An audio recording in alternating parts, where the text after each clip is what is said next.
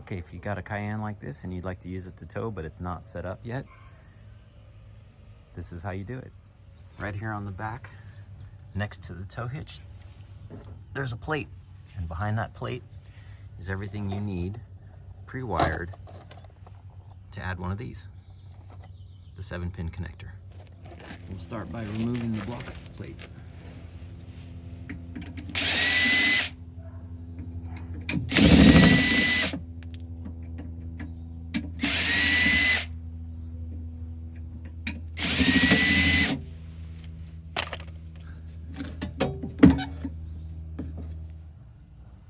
Okay, now I'm going to use a pick to push this gray connector up gently,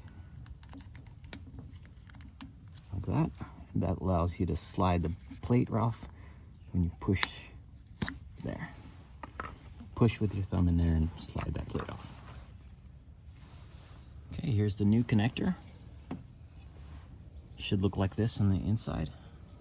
There's only one way it can go.